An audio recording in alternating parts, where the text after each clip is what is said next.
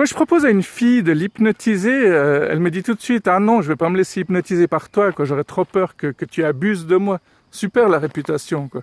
C'est fou, alors les gens, quand tu leur parles d'hypnose, ils pensent soit que tu abuses d'eux, soit ils voient l'hypnose de spectacle comme Mesmer, quoi. Entre deux, il y a rien pour eux. Ils se disent pas du tout que l'hypnose, ça peut être pour combattre les phobies, pour équilibrer les émotions, pour reprogrammer et déprogrammer par rapport aux dépendances. Quand je propose à une fille de lui faire un massage des pieds, elles me disent régulièrement t'es un gros pervers, espèce de fétichiste. En fait, les gens ont les pensées très très limitées, je me rends compte. Je vais revenir sur le pied un peu plus tard, enfin dans quelques secondes, mais je voulais aussi vous dire que les filles à qui je demande de sortir avec moi, elles me traitent souvent de pédophile. Oui, parce que les filles de 15 à 17 ans ont facilement l'air d'en avoir 24, 25. Alors pour en revenir aux pieds, il y a beaucoup de fois où j'ai filmé mes chaussettes trouées, où j'ai filmé mes pieds. Alors est-ce que c'est vraiment dramatique si j'étais vraiment fétichiste? Moi je trouve que c'est beau les pieds, je trouve que c'est sexy. Après, sexuellement, sensuellement, si on met tout ça de côté, je vais vous dire réellement ce que je pense. Je pense que les pieds, on les respecte pas assez. Ils nous portent durant toute notre vie. Et vous trouvez qu'on leur donne le respect qu'il faut, vraiment? On traite les pieds comme un truc sale, quoi.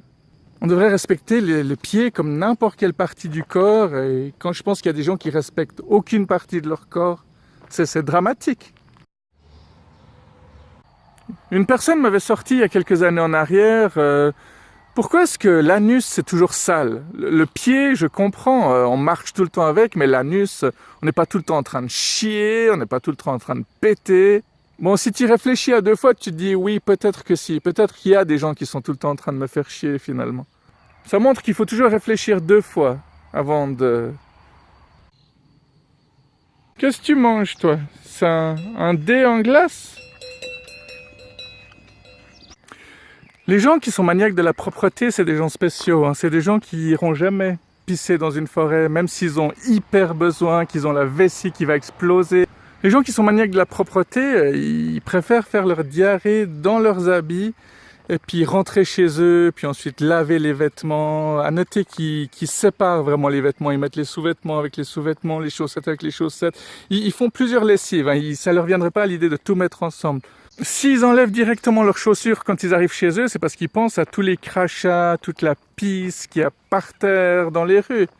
Les gens qui sont ultra maniaques de la propreté, ils vont jamais te prendre dans leur voiture. Pour eux, n'importe qui est sale. Toi, tu es sale. Oui, mon ami. Et si quelqu'un leur dit « Est-ce que tu peux me ramener chez moi ce soir? J'ai loupé mon dernier bus. » Même s'ils le font, mais ils vont prendre sur eux, quoi. Ils vont faire semblant de discuter avec toi, semblant de sourire, mais dès que tu seras descendu, ils vont frotter, ils vont passer de la javel sur leur siège. Parfois, ils détruisent encore plus leur siège qu'avant, mais ils préfèrent les avoir détruits que sales. C'est l'histoire d'une salle qui est propre. Les gens qui sont hyper maniaques de la propreté, ils n'arrivent pas à se laisser aller au bien-être, quoi. Si quelqu'un est en train de les masser, ils vont se dire « Ah, il a les doigts sales, faudra que je me lave après. » Ils vivent tout le temps dans un cauchemar permanent.